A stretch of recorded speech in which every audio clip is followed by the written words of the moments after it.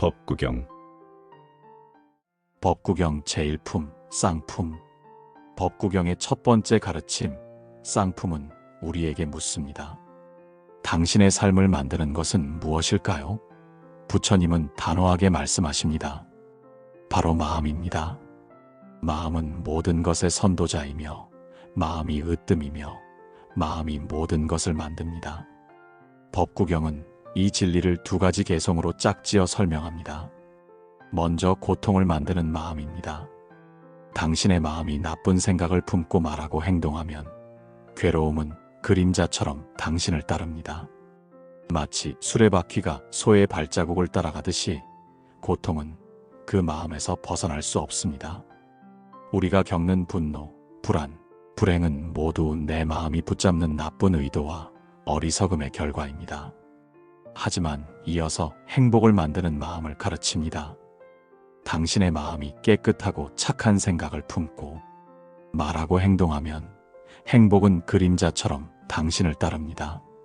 마치 짊어진 짐을 내려놓은 사람이 느끼는 가벼움처럼 참된 행복은 맑고 선한 마음에서 우러나옵니다.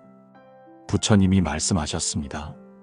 일체유심조이니 마음이 청정하면 그 행위 또한 청정해져서 고통을 여의고 영원한 안락을 얻느니라. 쌍품은 우리에게 마음의 힘을 깨닫게 합니다. 고통과 행복은 멀리 있는 것이 아니라 바로 당신의 생각과 의도라는 가장 가까운 곳에 짝지어 존재하고 있습니다. 이것이 바로 법구경이 우리에게 주는 가장 첫 번째이자 가장 중요한 가르침입니다. 당신의 마음이 바로 당신의 세계입니다. 법구경 제2품, 불방일품. 제1품 쌍품에서 마음의 힘을 배웠다면 이제 그 마음을 굳게 지키는 법을 배울 차례입니다. 법구경 제2품은 불방일품입니다. 불방일은 게으르지 않다는 뜻을 넘어 마음을 흐트리지 않고 깨어있다는 의미입니다. 부처님께서는 이 불방일을 모든 선행의 근본이자 영원한 삶으로 나아가는 길이라고 강조하셨습니다. 부처님은 말씀하십니다. 방일은 곧 죽음의 길입니다. 마치 잠들어 있는 사람과 같습니다. 하지만 불방일은 영원한 삶의 길이며 깨어있는 사람과 같습니다. 법구경은 방일한 자의 위험을 경고합니다. 우리가 오늘 해야 할 일을 내일로 미루고 순간적인 쾌락에 빠져 중요한 것을 잊는 것이 바로 방일입니다. 마치 전쟁터에서 용감한 장수가 작은 실수로 목숨을 잃듯이 마음을 방일하면 지금까지 쌓은 모든 선업을 잃을 수 있습니다. 하지만 지혜로운 사람은 다릅니다. 지혜로운 사람은 이 방일을 독처럼 여기고 불방일을 최고의 보물처럼 지킵니다. 마치 굳건한 성벽을 쌓듯 마음을 단속하며 깨어 있습니다. 법구경은 방일하지 않는 사람에게 큰 축복이 있음을 선언합니다. 그들은 고통과 번뇌의 화살을 맞지 않고 어둠의 세력이 감히 틈타지 못하는 최상의 경지에 머무르게 됩니다. 부처님이 말씀하셨습니다. 방일하지 않고 마음을 굳게 지켜야만 어둠의 세력이 당신을 틈타 들어오지 못하느니라. 우리의 삶은 마치 얇은 실타래 같습니다. 불방일이야말로 이 실타래가 풀어지지 않도록 꽉 붙잡아주는 최후의 밧줄입니다. 지금 이 순간 깨어 있어야만 고통에서 벗어날 수 있습니다. 법구경 제3품, 우품. 제2품에서 깨어있지 못한 방일의 위험을 배웠습니다. 이제 법구경은 그 방일의 상태에 머무는 어리석은 사람, 우자의 삶이 어떠한지 적나라하게 보여줍니다. 이것이 바로 제3품 우품입니다. 부처님은 말씀하십니다. 어리석은 사람은 자신이 어리석다는 것 자체를 모릅니다. 만약 자신이 어리석음을 안다면 그는 이미 그 지혜 덕분에 현명한 길로 접어든 것입니다. 가장 불행한 것은 자신이 현명하다고 착각하는 어리석은 사람입니다. 우자들은 짧은 쾌락을 쫓고 분노와 원망에 사로잡혀 자신의 마음을 망가뜨립니다. 그들은 현재의 즐거움에만 집착하며 자신이 짓는 악행의 업보를 두려워하지 않습니다. 마치 꿀맛만 보고 독이 묻어있는 음식을 먹는 것과 같습니다. 법구경은 경고합니다. 어리석은 자는 악한 벗을 사귀고 그들의 꾀임에 빠져 나쁜 짓을 반복합니다. 그들은 선량한 사람을 미워하고 진리의 가르침을 들으면 오히려 화를 냅니다. 이 모든 행동이 스스로 고통의 길을 만드는 것입니다. 어리석은 사람은 다른 사람을 비방하고 돈과 명예를 쫓느라 밤잠을 설치지만 정작 자신을 구원할 지혜를 얻는 데는 단 1초도 쓰지 않습니다. 부처님이 말씀하셨습니다. 어리석은 자는 악행을 달콤한 꿀처럼 여기지만 그 악업이 성숙하여 돌아올 때에는 큰 고통을 당하느니라. 우품은 우리를 꾸짖기 위해 있는 것이 아닙니다. 우리가 스스로 어리석음에서 벗어나 현명한 삶을 선택하도록 가장 강력한 거울을 비춰주는 것입니다. 어리석은 행동을 멈추는 것, 그것이 바로 고통을 피하는 첫걸음입니다. 법구경 제4품 현자품, 제3품에서 어리석은 사람의 모습을 보았다면 이제는 우리가 추구해야 할 삶의 모습, 바로 현명한 사람, 현자의 특징을 배울 차례입니다. 이것이 제4품 현자품의 가르침입니다. 부처님은 말씀하십니다. 진정한 현자는 다른 사람의 칭찬이나 비난에 흔들리지 않습니다. 그들의 마음은 마치 깊은 연못처럼 고요하고 맑습니다. 현자는 세상의 소음에 휩쓸려 자신을 잃지 않습니다. 현자는 어리석은 사람과는 달리 선한 사람과 가까이 지내며 그들의 가르침을 기꺼이 받아들입니다. 마치 달이 밤하늘의 별들 사이에서 빛나듯이 현자는 선한 벗들 사이에서 더욱 빛을 발합니다. 법구경은 현자가 자신을 단속하는 방법을 가르칩니다. 현자는 탐욕과 분노, 어리석음으로부터 마음을 보호합니다. 작은 실수라도 그것이 큰 고통의 원인이 될 수 있음을 알기에 늘 깨어 있습니다. 현자는 쾌락을 추구하기보다 진리의 가르침을 듣고 배우는 것을 가장 큰 즐거움으로 여깁니다. 마치 큰 보물을 발견한 것처럼 현자에게는 고통을 벗어나는 지혜가 가장 소중합니다. 부처님이 말씀하셨습니다. 현명한 사람은 분노를 버리고 탐욕을 버리며 어리석음을 버려 이 모든 번뇌로부터 벗어나느니라. 현자품은 우리에게 지혜가 단순히 많이 하는 것이 아니라 삶을 고통 없이 평화롭게 이끌어가는 실천적인 능력임을 보여줍니다. 고요한 마음으로 진리를 향해 꾸준히 나아가는 것, 이것이 바로 현자의 삶입니다. 법구경 제5품, 악행품, 제4품에서 현명한 삶의 길을 보았다면 이제는 그들이 가장 경계하고 피하는 것, 바로 악한 행위, 악행의 본질을 깊이 들여다볼 차례입니다. 이것이 제5품 악행품의 가르침입니다. 부처님은 말씀하십니다. 어리석은 사람은 자신이 악행을 저지르고도 아무도 모를 것이다라고 생각하며 기뻐합니다. 하지만 악행은 마치 당신이 숨긴 독약과 같아서 당장은 효과가 없더라도 반드시 때가 되면 당신 자신을 괴롭히게 됩니다. 법구경은 악행의 대가를 엄중하게 경고합니다. 악행은 마치 날카로운 칼날 위를 걷는 것처럼 위험하며 그 결과는 결국 지독한 고통으로 돌아옵니다. 죄의 무게는 시간이 지날수록 가벼워지는 것이 아니라 오히려 눈덩이처럼 불어납니다. 법구경은 강조합니다. 악한 사람은 자신의 악행이 아직 무르익지 않았을 때는 꿀처럼 달다고 생각합니다. 하지만 그 업보가 성숙하여 돌아오는 순간 그 사람은 극심한 고통을 맛보게 됩니다. 반대로 선한 사람의 경우도 마찬가지입니다. 선행을 해도 당장 보답이 없다고 실망할 필요가 없습니다. 선행의 결과는 천천히 하지만 확실하게 달콤한 결실로 돌아올 것입니다. 부처님이 말씀하셨습니다. 자업자득이니 자신이 지은 악행으로부터 벗어날 수 없으며 마치 쇠가 자신에게서 생긴 녹에 의해 파괴되듯 스스로 지은 죄에 의해 파멸하느니라. 악행품은 우리에게 경종을 울립니다. 우리는 지금 이 순간 악행의 씨앗을 심고 있는 것은 아닌지 스스로의 마음을 점검해야 합니다. 고통을 멈추는 유일한 방법은 악행을 멈추는 것에서 시작됩니다. 법구경 제육품, 벌품, 제오품 악행품에서 악업의 씨앗을 보았다면 이제 제육품 벌품에서는 그 씨앗이 싹터 고통으로 돌아오는 징벌의 법칙을 배웁니다. 부처님은 말씀하십니다. 모든 생명은 벌을 두려워하고 모든 생명은 죽음을 두려워합니다. 당신 자신을 소중히 여기듯 남에게도 똑같이 대하십시오. 남을 때리거나 해치지 마십시오. 우리가 남에게 가하는 모든 폭력과 고통은 사라지지 않습니다. 그것은 정확히 기록되어 결국 당신 자신의 고통으로 돌아옵니다. 마치 다른 사람을 향해 던진 돌이 나에게 되돌아오는 것과 같습니다. 법구경은 경고합니다. 무기를 들어 죄 없는 이를 해치고 괴롭히는 자는 반드시 10가지 재앙을 만나게 됩니다.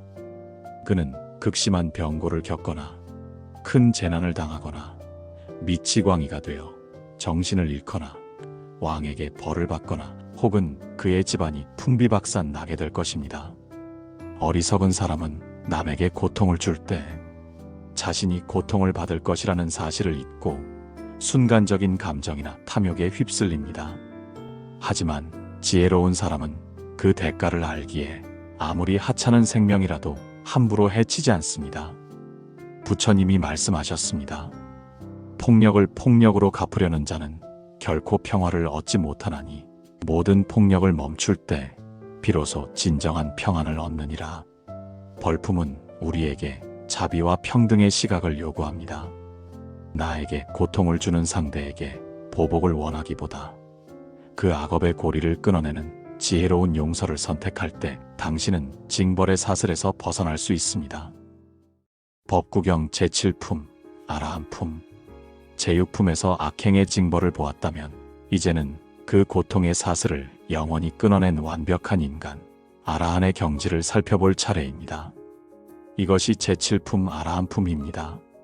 아라한은 더 이상 번뇌가 없고 미련도 없고 두려움도 없습니다. 그들은 모든 속박으로부터 벗어났기에 세상의 어떤 고통도 그들의 마음을 흔들 수 없습니다. 부처님은 말씀하십니다. 아라한은 더 이상 세상에 좋고 싫음에 얽매이지 않습니다.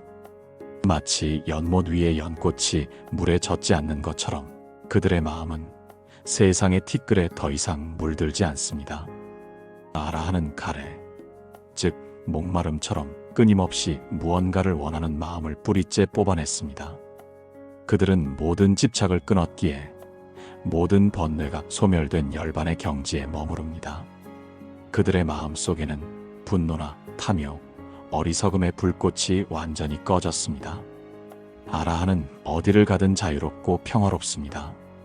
그들에게는 나라는 개념이나 내 것이라는 소유의 개념이 없습니다. 부처님이 말씀하셨습니다. 모든 번뇌를 끊고 슬픔을 여의고 모든 속박으로부터 벗어난 자, 그를 나는 아라한이라 부르며 진정한 해탈을 이룬 자로 여기느니라. 아라한품은 우리에게 궁극적인 목표를 제시합니다. 당신이 지금 겪는 모든 고통을 멈추는 것은 오직 아라한의 경지처럼 모든 번뇌를 끊어낼 때 가능합니다. 그 평화는 돈이나 명예로는 살 수 없는 영원한 자유입니다. 법구경 제8품, 천품, 제7품에서 번뇌를 끄는 아라한의 경지를 보았다면 이제는 우리가 일상에서 행하는 모든 행위의 가치를 되돌아볼 차례입니다. 법구경 제8품은 천품입니다. 천은 많음을 상징합니다.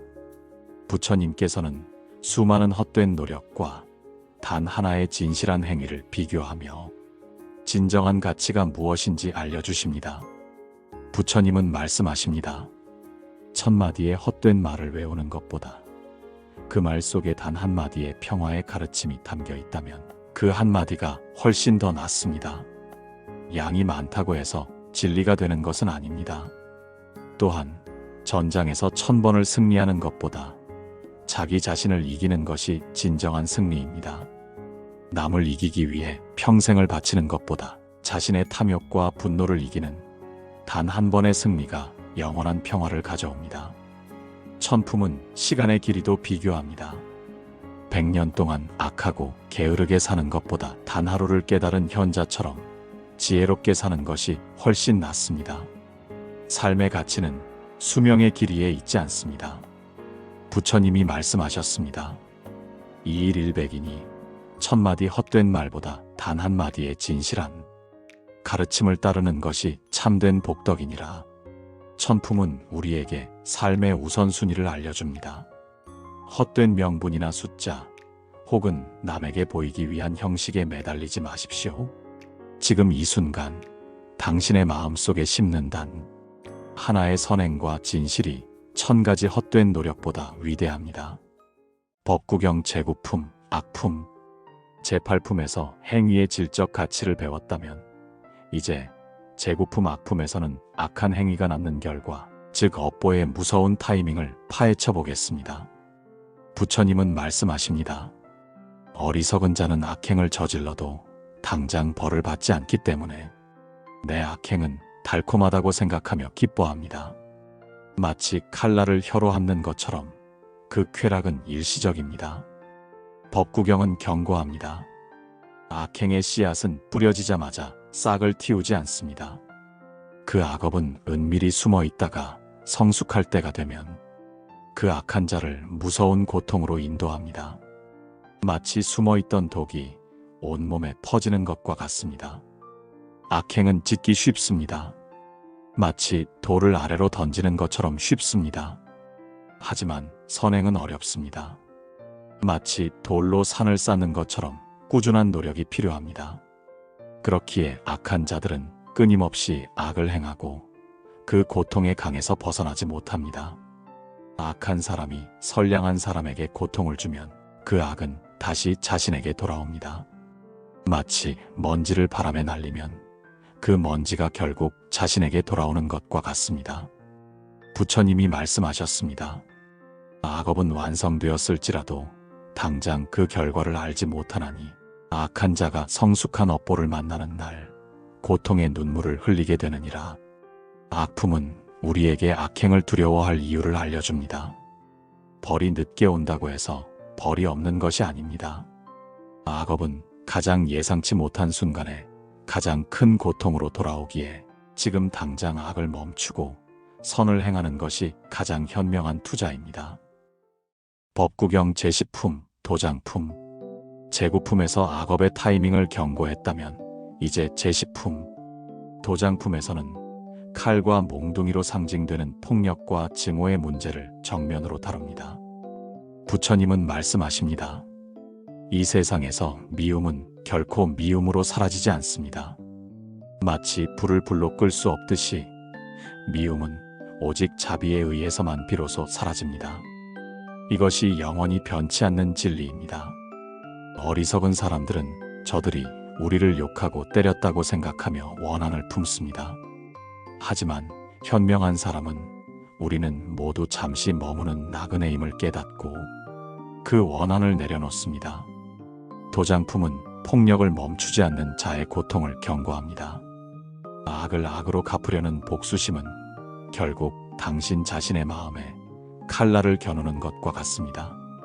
남에게 고통을 주면 당신은 그 고통을 그대로 되받게 됩니다. 법구경은 살생을 가장 엄하게 경고합니다. 생명을 해치지 않는 삶, 모든 생명에게 자비를 베푸는 삶이야말로 진정한 깨달음의 시작입니다. 스스로 폭력을 멈출 때 비로소 세상의 모든 고통에서 벗어날 수 있습니다. 부처님이 말씀하셨습니다. 이자해자이니 자기 자신에게 해가 되는 미움을 버리고 모든 중생에게 자비의 마음을 베풀어야 하느니라. 도장품은 우리에게 복수의 사슬을 끊고 용서와 자비를 선택하라고 간절히 촉구합니다. 미움과 증오를 내려놓는 것, 그것이야말로 당신의 삶을 지옥에서 평화로 바꾸는 가장 위대한 결단입니다. 법구경 제11품, 노모품, 제10품에서 증오를 멈추는 자비를 배웠다면 이제 제11품 노모품에서는 우리를 유혹하는 감각적인 쾌락이 얼마나 덧없는 것인지 깨달을 차례입니다. 노모는 늙음과 즐거움이라는 두 가지 의미를 함께 담고 있습니다. 법구경은 즐거움에 취해 늙음과 죽음이 다가오는 것을 잊은 어리석은 사람을 경고합니다. 부처님은 말씀하십니다. 어리석은 사람은 잠깐의 쾌락을 쫓느라 영원한 진리를 외면합니다. 그들은 마치 잠시 단맛을 위해 독이 묻은 꿀을 핥는 것과 같습니다. 그 달콤함 뒤에는 피할 수 없는 고통이 기다리고 있습니다. 법구경은 덧없는 쾌락이 당신의 삶을 갉아먹는 방식을 알려줍니다. 인간의 몸은 늙고 병들고 결국 허물어지는 존재인데 사람들은 그 사실을 망각하고 영원할 것처럼 탐욕에 빠져 살아갑니다. 마치 불이 난 집에 살면서도 불이 난 줄 모르는 것과 같습니다. 현명한 사람은 쾌락의 위험성을 알고 그것을 멀리합니다. 그들은 쾌락이 주는 순간적인 만족보다 진리의 가르침을 듣고 실천하는 데서 오는 영원한 평화를 선택합니다. 부처님이 말씀하셨습니다. 이진환 위인이 잠깐의 기쁨 때문에 진정한 지혜를 버리는 것은 가짜를 위해 진짜를 버리는 어리석음이니라. 노모품은 우리에게 삶의 소중한 가치를 되새기게 합니다. 쾌락에 취해 덧없이 흘러가는 시간을 낭비하지 마십시오. 오직 지혜를 구하고 선을 행하는 데 집중할 때 늙음과 죽음 앞에서도 후회 없는 삶을 살 수 있습니다. 법구경 제12품, 애어품. 제11품에서 덧없는 쾌락을 경계했다면 이제 제12품, 애어품에서는 애착이라는 가장 깊은 번뇌의 뿌리를 파헤쳐 봅니다. 애어는 사랑스러운 말이라는 뜻과 함께 애착과 욕망의 덩어리를 비유합니다. 부처님은 말씀하십니다. 갈망하는 마음, 즉 가래가 뿌리 내린 사람은 마치 토끼가 덫에 걸린 것처럼 고통 속에서 허우적거립니다. 사랑하는 사람과의 이별, 원하는 것을 얻지 못하는 괴로움. 이 모든 고통의 근원은 애착과 욕망입니다. 법구경은 경고합니다. 이 세상의 애착과 탐욕은 마치 깊고 깊은 강과 같습니다. 쉽게 건널 수 없습니다. 애착에 빠진 사람은 거미줄에 걸린 거미처럼 스스로 만든 번뇌의 그물에서 벗어나지 못합니다. 따라서 현명한 사람은 이 애착의 뿌리를 독초를 뽑아내듯이 완전히 뽑아냅니다. 마음속에서 일어나는 모든 욕망과 가래를 끊고 비로소 진정한 자유를 얻습니다. 부처님이 말씀하셨습니다. 이별소외인이 사랑하고 애착하는 것을 떠날 때 곧 슬픔을 여의고 두려움이 없게 되느니라. 애어품은 우리에게 진정한 사랑은 소유가 아니라 놓아줌임을 가르칩니다. 당신을 가장 괴롭히는 것은 미워하는 사람이 아니라 당신이 가장 사랑하고 집착하는 대상입니다.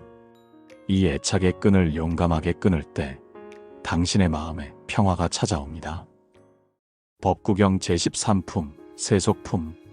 제12품에서 애착과 갈망의 고통을 배웠다면 이제 제13품 세속품에서는 우리가 발딛고 사는 이 세상, 세속의 본질을 깨닫고 지혜롭게 살아가는 법을 탐구합니다. 부처님은 말씀하십니다. 이 세상은 눈먼 세상과 같습니다. 겉모습에 속고 덧없는 것에 집착하며 진실을 보지 못하는 어리석은 사람들이 가득합니다. 오직 소수의 지혜로운 자만이 이 어둠 속에서 빛을 봅니다. 법구경은 경고합니다. 세상 사람들은 마치 화려한 수레를 바라보는 것처럼 겉모습에만 홀립니다. 그러나 현명한 사람은 그 수레의 본질이 공허하고 덧없음을 알고 집착하지 않습니다. 세속에 사는 현명한 사람들은 명예와 이익에 흔들리지 않습니다. 그들은 마치 바위가 바람에 흔들리지 않듯이 칭찬과 비난에 동요하지 않습니다. 세속의 물결 속에서도 자신의 마음의 평정을 굳건히 지킵니다. 세속의 진정한 가르침은 집착하지 않는 삶에 있습니다. 모든 것은 결국 사라진다는 것을 알기에 현자는 이 세상에 머물면서도 세속에 물들지 않습니다. 부처님이 말씀하셨습니다. 지공무상이니 세상의 모든 것이 덧없고 실체가 없음을 아는 자가 세속을 초월하여 진정한 안식을 얻느니라. 세속품은 우리에게 세상을 대하는 올바른 태도를 가르칩니다. 세상은 괴로움의 바다이지만 그 바다를 건널 수 있는 지혜의 배는 당신의 마음속에 있습니다. 세속에 살되 세속을 초월하는 지혜로운 삶을 사십시오. 법구경 제14품 불타품. 제13품 세속품에서 덧없는 세상을 보는 지혜를 배웠다면 이제 제14품 불타품에서는 그 세속을 벗어나 궁극의 진리를 깨달은 부처님의 위대함을 찬양합니다. 불타는 깨달은 자를 의미합니다. 부처님은 세상의 모든 고통의 근원인 가래를 끊고 두려움이 없는 열반의 경지를 스스로 발견하셨습니다. 부처님은 말씀하십니다. 이 세상에서 부처님을 만난다는 것은 가장 큰 행운이다. 법구경은 찬탄합니다. 부처님은 모든 어둠을 밝히는 등불과 같으며 모든 진리의 문을 열어젖힌 분입니다. 그분은 어떤 환경에도 굴복하지 않으며 어떤 죄의 그림자도 닿을 수 없는 완벽한 평화 속에 계십니다. 부처님은 삼계, 즉 욕계, 색계, 무색계의 모든 속박을 벗어난 분입니다. 그분의 가르침은 고통을 끝내는 유일한 길팔정도를 명확하게 제시하며 어떤 거짓이나 왜곡도 없이 진실만을 이야기합니다. 현명한 사람은 부처님의 가르침을 따르는 것이 곧 가장 안전한 피난처임을 압니다. 다른 신이나 외적인 힘에 의지하는 것이 아니라 진리 그 자체에 의지할 때 비로소 모든 고통에서 벗어납니다. 부처님이 말씀하셨습니다. 이향성도이니 부처님의 가르침을 따르는 자는 성스러운 길로 나아가 마침내 고통을 여의느니라. 불타품은 우리에게 진정한 스승의 의미를 되새깁니다. 부처님은 단지 과거의 인물이 아니라 고통을 끝낼 수 있는 지혜를 당신에게 전해주는 영원한 안내자입니다. 그분의 진리를 따르십시오. 법구경 제15품 안락품. 제14품 불타품에서 깨달은 자의 위대함을 보았다면 이제 제15품 안락품에서는 그 깨달음이 가져오는 평화와 고요함, 안락의 상태를 구체적으로 이야기합니다. 부처님은 말씀하십니다. 진정한 안락은 남을 미워하는 사람들의 속에서 미워하지 않고 사는 것입니다. 또한 욕망에 불타는 사람들 속에서 욕심 없이 사는 것입니다. 안락품은 내면의 적을 이긴 자만이 이 평화를 누릴 수 있음을 강조합니다. 우리가 겪는 괴로움의 대부분은 외적인 문제 때문이 아니라 우리가 과거에 집착하고 미래를 걱정하는 마음 때문입니다. 현명한 사람은 집착과 갈망을 모두 버립니다. 그들은 세상의 재물과 명예를 잃어도 괴로워하지 않습니다. 가진 것이 적어도 내면의 번뇌가 없기 때문에 가장 풍요롭고 행복합니다. 진정한 행복은 모든 괴로움이 소멸된 상태입니다. 마치 전쟁터에서 승리한 병사처럼 우리의 마음이 탐욕과 분노라는 전쟁을 끝냈을 때 비로소 지극히 고요하고 편안한 안락을 얻습니다. 부처님이 말씀하셨습니다. 무소유자만이 번뇌가 없어 기뻐하고 즐거워하며 영원한 평화의 안락을 누리느니라. 안락품은 우리에게 묻습니다. 당신은 지금 진정한 안락 속에 있습니까? 외부에서 찾으려 하지 마십시오. 마음속의 미움과 욕심을 버리는 순간 당신은 이미 가장 깊은 평화를 누리고 있습니다. 법구경 제16품 애락품. 제15품 안락품에서 내면의 평화가 주는 기쁨을 배웠다면 이제 제16품 애락품에서는 진리를 사랑하고 즐기는 것이 왜 궁극적인 행복인지 알아봅니다. 부처님은 말씀하십니다. 진리를 즐기고 사랑하는 마음이 가장 위대한 즐거움이다. 어리석은 사람들은 세상의 재물, 권력, 쾌락을 얻는 것을 가장 큰 기쁨으로 여깁니다. 그들은 진리를 외면하고 어둠 속에서 방황합니다. 하지만 이러한 세상의 즐거움은 일시적이고 사라지는 순간 다시 고통으로 돌아옵니다. 법구경은 경고합니다. 진리를 모르는 사람은 잠을 자는 것처럼 어둠 속에 갇혀 있습니다. 그들은 진정한 즐거움이 무엇인지 모르기에 괴로움 속에서 헤매면서도 그것을 고통이라 인지하지 못합니다. 현명한 사람은 다릅니다. 그들은 진리의 말씀을 듣고 배우는 것을 가장 달콤한 꿀처럼 즐깁니다. 욕심을 내려놓고 세상의 시끄러움에서 벗어나 고요히 명상하는 데서 오는 기쁨이야말로 세상 어떤 쾌락과도 바꿀 수 없는 것입니다. 그들은 진리를 사랑하고 실천함으로써 스스로 번뇌의 굴레를 벗어던지고 영원한 안식을 얻습니다. 진리에 대한 사랑은 그들을 괴로움의 바다에서 건져 올리는 튼튼한 뗏목과 같습니다. 부처님이 말씀하셨습니다. 이법이락이니 진리를 즐거움으로 삼는 자는 이 세상과 저 세상을 통틀어 가장 큰 행복을 얻느니라. 애락품은 우리에게 묻습니다. 당신은 지금 무엇을 가장 사랑하고 즐기고 있습니까? 일시적인 쾌락을 좇는 것을 멈추고 진리에 대한 사랑을 키우는 것. 이것이 곧 가장 현명하고 행복한 삶을 사는 길입니다. 법구경 제17품, 분노품. 제16품 애락품에서 진리를 사랑하는 기쁨을 배웠다면 이제 제17품 분노품에서는 우리 마음을 가장 격렬하게 흔드는 분노라는 감정을 다스리는 법을 배웁니다. 부처님은 말씀하십니다. 분노는 불을 키우고 인내는 불을 끈다. 분노는 마치 당신의 마음을 태우는 맹렬한 불과 같습니다. 이 불은 당신의 선한 행위와 지혜를 한순간에 제로 만들어버립니다. 분노를 참지 못하는 사람은 스스로에게 가장 큰 해를 끼치는 어리석은 사람입니다. 법구경은 경고합니다. 당신이 누군가를 향해 분노의 화살을 쏜다면 그 화살은 결국 당신 자신에게 되돌아옵니다. 분노는 당신의 얼굴을 추하게 만들고 당신의 평화를 파괴하며 밤에는 당신을 잠들지 못하게 합니다.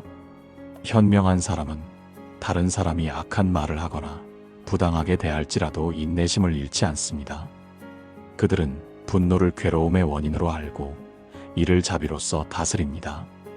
분노를 마음의 병으로 알고 치유하려 노력하는 것입니다. 분노를 이기는 가장 좋은 방법은 용서입니다. 용서는 남을 위한 것이 아니라 분노의 불꽃에서 벗어나 평온을 되찾으려는 당신 자신을 위한 선택입니다. 부처님이 말씀하셨습니다. 이인제분이니 분노를 인내로써 다스리고 악한 자에게 선으로써 갚는 것이 최상의 길이다. 분노품은 우리에게 마음의 주인이 되라고 이야기합니다. 분노의 노예가 되지 마십시오. 분노를 멈추고 평화를 선택할 때 비로소 당신은 진정한 강자가 됩니다. 법구경 제18품, 9품. 제17품 분노품에서 불같은 분노를 다스리는 법을 배웠다면 이제 제18품 9품에서는 우리 마음속에 쌓이는 더러움, 즉 번뇌의 때를 어떻게 닦아내야 하는지 알아봅니다. 부처님은 말씀하십니다. 겉이 아닌 속을 씻어야 한다. 사람들은 몸을 깨끗이 씻고 좋은 옷을 입는 데는 신경을 쓰지만 정작 더러워진 마음은 그대로 방치합니다. 마음의 때, 즉 탐욕, 분노, 어리석음은 겉모습보다 훨씬 위험합니다. 이 때가 쌓이면 영혼을 병들게 합니다. 법구경은 경고합니다. 이 세상에서 가장 큰 때는 바로 어리석음입니다. 어리석음이 있는 한 우리는 진리를 보지 못하고 계속해서 고통을 겪게 됩니다. 게으름은 수행자의 때입니다. 부지런히 배우고 명상하지 않으면 마음의 때가 다시 쌓입니다.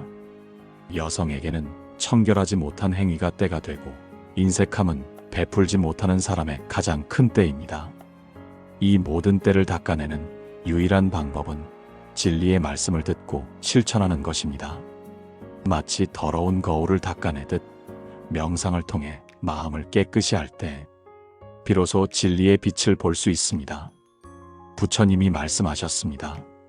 재탐단치이니 탐욕과 어리석음을 제거하고 마음의 때를 닦아내는 자가 진정한 깨끗함을 얻느니라. 구품은 우리에게 마음 청소를 게을리하지 말라고 당부합니다. 매일 겉모습을 단장하듯 매 순간 마음을 점검하고 더러움을 닦아내야 합니다. 당신의 마음이 깨끗할 때 당신의 삶도 평온해집니다. 법구경 제19품, 법주품. 제18품 9품에서 마음의 때를 닦아 청정함을 얻었다면 이제 제19품 법주품에서는 그 깨끗한 마음으로 진리에 머물러 올바르게 행동하는 법을 배웁니다. 법주는 진리에 머무르다, 즉 진리의 원칙에 따라 공정하게 판단하고 다스림을 의미합니다. 부처님은 말씀하십니다. 지혜로운 사람은 급하게 판단하지 않고 옳고 그름을 진리의 눈으로 살펴봅니다. 아무리 많은 말을 한다 해도 진리에 따라 행동하지 않으면 그 사람은 어리석은 자일 뿐입니다. 법구경은 경고합니다. 겉으로 보이는 화려함이나 편견과 욕심에 사로잡혀 판단하는 것은 진리에서 벗어난 행위입니다. 진정한 지도자나 현명한 사람은 모든 존재를 평등하게 보고 어느 한쪽으로 치우치지 않습니다.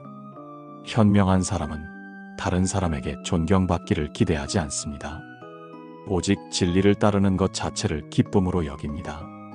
그들은 진리에 굳게 머물러 흔들리지 않기 때문에 세상의 모든 칭찬과 비난을 초월할 수 있습니다. 진정한 지혜란 말을 많이 하는 데 있지 않고 작은 진리라도 깊이 이해하고 실천하는 데 있습니다. 단 한 구절의 진리를 듣더라도 그 진리대로 살아가는 사람이 가장 위대합니다. 부처님이 말씀하셨습니다. 위법단결이니 진리에 의지하여 판단하고 다스리는 자가 이 세상에서 법을 아는 자로 불리느니라. 법주품은 우리에게 삶의 근본 원칙을 지키라고 요구합니다. 당신의 삶의 기준을 진리에 두고 편견 없이 모든 일을 처리하십시오. 진리에 굳게 머무르는 것이 곧 평온하고 존경받는 삶을 사는 길입니다. 법구경 제20품, 도품 제19품 법주품에서 진리에 머무는 지혜를 배웠다면 이제 제20품 도품에서는 그 진리가 가리키는 깨달음으로 가는 실질적인 길을 알아봅니다. 도품의 핵심은 팔정도입니다. 팔정도는 괴로움의 원인을 끊고 열반에 이르는 8가지 바른 길입니다. 부처님은 말씀하십니다. 팔정도는 고통을 끝내는 길이다. 세상 사람들은 덧없는 쾌락과 집착을 쫓아 살며 고통을 스스로 만듭니다. 하지만 팔정도는 우리를 이 미로에서 벗어나게 하는 가장 확실한 이정표입니다. 이 길 외에 다른 길은 없습니다. 팔정도는 지혜, 계율, 선정, 의 3가지 영역으로 구성되어 우리의 생각, 말, 행동 모두를 바르게 이끌어줍니다. 이 길을 꾸준히 걸어야만 번뇌의 강을 건널 수 있습니다. 이 8가지 바른 길을 가는 수행자는 노력을 멈추지 않습니다. 마치 거친 파도 속에서 항해하는 뱃사공처럼 인내와 정진으로 번뇌의 물결을 헤쳐나갑니다. 부처님이 말씀하셨습니다. 이정멸고이니 바른 길로 나아가는 자만이 모든 괴로움을 완전히 소멸시키느니라. 도품은 우리에게 지금 당장 실천하라고 촉구합니다. 길은 이미 제시되었습니다. 깨달음은 단지 아는 것이 아니라 이 바른 길을 걷는 것에 달려 있습니다. 팔정도를 삶의 내비게이션으로 삼으십시오. 법구경 제21품, 자품 제20품 도품에서 고통을 끝내는 바른 길을 배웠다면 이제 제21품 자품에서는 깨달음의 길에서 만나는 여러 가지 주제의 가르침들을 모아서 살펴봅니다. 자품은 마치 보석함처럼 다양한 지혜를 담고 있습니다. 부처님은 말씀하십니다. 작은 말에도 큰 진리가 담겨 있다. 자품은 우리에게 경고합니다. 이 세상은 마치 불꽃처럼 타오르고 있습니다. 우리는 늙음, 병듦, 죽음, 그리고 끝없는 번뇌의 불길 속에서 살고 있습니다. 이 불길을 끄는 유일한 방법은 진리의 가르침을 실천하는 것입니다. 이 품은 특히 우리가 세상을 살아가면서 잊지 말아야 할 작은 교훈들을 강조합니다. 예를 들어 다른 사람의 잘못을 보지 말고 오직 자신의 잘못을 살피십시오. 남을 비판하는 것은 자신을 발전시키는데 아무런 도움이 되지 않습니다. 또한 현명한 사람은 잠시의 이익 때문에 진리를 버리지 않습니다. 그들은 덧없는 세속의 즐거움 대신 영원한 진리를 추구하는 데 만족을 느낍니다. 이 작은 진리의 말씀들이 모여 우리의 삶을 변화시키는 큰 힘이 됩니다. 부처님이 말씀하셨습니다. 이소득대이니 작은 진리의 가르침이라도 꾸준히 실천하면 큰 깨달음을 얻느니라. 작품은 우리 삶의 모든 영역에 적용될 수 있는 실용적인 지혜를 줍니다. 때로는 사소해 보이는 가르침이 가장 근본적인 문제를 해결하는 열쇠가 될 수 있습니다. 매 순간 마음을 다잡고 진리를 잊지 마십시오. 법구경 제22품, 지옥품, 제21품 작품에서 삶의 다양한 교훈들을 배웠다면 이제 제22품 지옥품에서는 악행이 초래하는 가장 무서운 결과를 엄중하게 경고합니다. 부처님은 말씀하십니다. 지옥은 마음에서 시작된다. 어리석은 사람들은 죄를 짓고도 두려워하지 않으며 나에게는 벌이 없을 것이라고 생각합니다. 하지만 악행의 씨앗은 뿌려지는 순간부터 당신의 운명을 결정하기 시작합니다. 악한 행위가 성숙하면 그 사람은 고통스러운 지옥의 세계로 떨어지게 됩니다. 이 품은 특히 거짓말과 부정한 행위의 위험성을 강조합니다. 지옥에 떨어질 것을 두려워하지 않고 거짓을 말하는 자, 남의 것을 탐하는 자는 자신의 마음 속에 스스로 고통의 불을 지피는 것과 같습니다. 현명한 사람은 지옥의 고통을 아는 것에서 지혜를 얻습니다. 그들은 악을 뱀을 피하듯 멀리하고 오직 선한 행위와 올바른 말을 실천하는 데 정진합니다. 악을 짓지 않는 것이야말로 고통에서 벗어나는 가장 확실한 길입니다. 지옥의 고통은 외부의 형벌이 아닙니다. 그것은 당신의 죄책감, 후회, 그리고 끝없는 갈망이 만들어낸 마음의 고통이 형상화된 것입니다. 지금 악을 멈추고 선을 행해야만 이 괴로움에서 벗어날 수 있습니다. 부처님이 말씀하셨습니다. 단악수선이니 악을 끊고 선을 닦아야 지옥의 고통에서 벗어나 영원한 평화를 얻느니라. 지옥품은 우리에게 경각심을 줍니다. 당신의 선택 하나하나가 다음 생을 결정합니다. 악을 멀리하고 선을 가까이 하십시오. 당신의 마음을 평온하게 유지하는 것이 곧 지옥을 피하는 유일한 방편입니다. 법구경 제23품, 상서품, 제22품 지옥품에서 악행의 결과를 경고받았다면 이제 제23품 상서품에서는 깨달음의 길을 걷는 수행자의 자세를 코끼리에 비유하여 가르칩니다.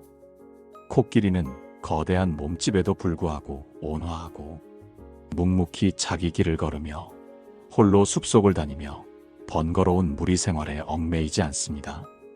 부처님은 말씀하십니다. 코끼리처럼 묵묵히 걸어라. 인내는 힘이다. 수행자는 코끼리가 홀로 숲속을 걷듯이 세상의 번잡함과 시끄러움에서 벗어나 홀로 진리를 추구해야 합니다. 사람들과의 불필요한 교류는 번뇌와 논쟁만을 낳을 뿐입니다. 이 품은 인내의 중요성을 강조합니다. 코끼리가 전쟁터에서 수많은 화살을 맞으면서도 굴하지 않듯이 수행자는 세상의 비난, 조롱, 유혹이라는 화살을 맞으면서도 굳건히 마음을 지켜야 합니다. 진정한 수행은 외부의 칭찬이나 인정을 구하지 않습니다.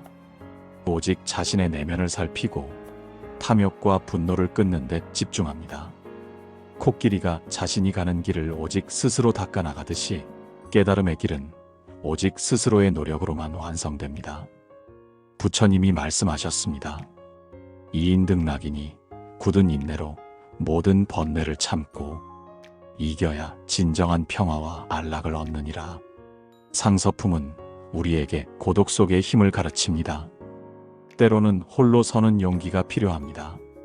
세상의 유혹에 흔들리지 않고 코끼리처럼 묵묵히 자신의 수행을 이어나가는 사람이야말로 가장 위대한 존재입니다. 법구경 제24품, 갈망품, 제23품 상서품에서 굳건한 수행자의 모습을 배웠다면 이제 제24품 갈망품에서는 우리를 끊임없이 고통 속으로 밀어넣는 욕망의 실체를 파헤칩니다. 부처님은 말씀하십니다. 갈망은 괴로움의 뿌리다. 사람의 마음은 가래, 즉 목마름과 같은 끝없는 갈망으로 가득 차 있습니다. 이 갈망은 마치 담쟁이 덩굴처럼 자라나서 우리를 칭칭 감아 숨막히게 만듭니다. 갈망이 강해질수록 고통의 굴레는 더욱 깊어집니다. 갈망하는 마음을 가진 사람은 마치 덫에 걸린 토끼처럼 이리저리 뛰어다니며 괴로워하지만 스스로 그 덫에서 벗어날 방법을 모릅니다. 세상의 모든 슬픔, 두려움, 그리고 이별의 고통은 바로 이 갈망에서 시작됩니다. 현명한 사람은 이 갈망의 뿌리를 발견하고 그것이 자라나지 못하도록 지혜의 칼로 끊어냅니다. 그들은 과거에 집착하거나 미래를 갈망하지 않고 지금 이 순간에 집중하여 마음의 평화를 유지합니다. 갈망의 덩굴을 끊어낸 자는 더 이상 얽매이는 것이 없습니다. 그들은 영원한 자유와 안락의 경지인 열반으로 나아가며 다시는 괴로움의 세계로 돌아오지 않습니다. 욕망을 초월하는 것이야말로 진정한 해탈입니다. 부처님이 말씀하셨습니다. 단해등멸이니 갈망을 끊어야 모든 괴로움이 소멸된 열반을 얻고 두려움이 없느니라. 갈망품은 우리에게 욕망의 본질을 직시하라고 요구합니다. 괴로움에서 벗어나려면 외부의 것을 얻으려 할 것이 아니라 내면의 갈망을 소멸시켜야 합니다. 이 갈망의 끈을 끊으십시오. 법구경 제25품 비구품 제24품 갈망품에서 욕망의 뿌리를 끊는 법을 배웠다면 이제 제25품 비구품에서는 깨달음을 향해 전진하는 사람이 어떤 자세로 살아야 하는지 그 길을 제시합니다. 비구는 단순히 머리를 깎은 승려만을 의미하는 것이 아니라 욕심과 번뇌를 버리고 진리를 구하는 모든 수행자를 뜻합니다. 부처님은 말씀하십니다. 절제와 명상이 수행자의 길이다. 진정한 비구는 말과 행동과 마음을 모두 단속합니다. 말이 경솔하거나 행동이 방자하면 번뇌의 유혹에 빠지기 쉽습니다. 몸과 입과 뜻을 조심하는 삼업의 청정이 바로 수행의 기본입니다. 이 품은 명상의 중요성을 강조합니다. 홀로 고요한 곳에서 끊임없이 자신의 마음을 관찰하고 집중할 때 수행자는 비로소 현상의 무상함을 깨닫게 됩니다. 명상은 번뇌의 강을 건너게 하는 굳건한 뗏목입니다. 또한 비구는 남에게 해를 끼치지 않습니다. 모든 생명체에게 자비를 베풀며 세상의 이익과 명예에 집착하지 않고 간소한 삶에 만족합니다. 이 간소함이야말로 마음을 맑고 깨끗하게 유지하는 비결입니다. 부처님이 말씀하셨습니다. 지계안정이니 계율을 굳게 지키고 마음에 정진하는 자가 곧 해탈을 얻느니라. 비구품은 우리에게 삶의 목표를 명확히 하라고 촉구합니다. 우리가 세상의 유혹에 쉽게 흔들리는 것은 절제와 정진이 부족하기 때문입니다. 탐욕을 버리고 계율을 지키며 살 때 당신의 삶은 비구처럼 평화로워집니다. 법구경 제26품 범지품 제25품 비구품에서 수행자의 자세를 배웠다면 이제 대단원의 마지막 품인 제26품 범지품에서는 모든 번뇌를 끊고 완성된 경지에 이른 성자, 즉 범지의 모습을 찬탄합니다. 범지는 인도 전통에서 청정하게 사는 자를 뜻했지만 불교에서는 탐욕, 분노, 어리석음이라는 모든 번뇌의 때를 씻어내고 궁극의 깨달음을 얻은 사람을 의미합니다. 부처님은 말씀하십니다. 모든 속박을 끄는 자가 최고의 경지에 오른다. 진정한 범지는 외적인 모습이나 출신에 상관없이 내면의 번뇌를 완전히 소멸시킨 사람입니다. 그들은 세상의 모든 좋고 싫은 감정, 즉 애착과 미움의 굴레에서 완전히 벗어났습니다. 범지는 더 이상 이 세상과 저 세상 모두에 집착하지 않습니다.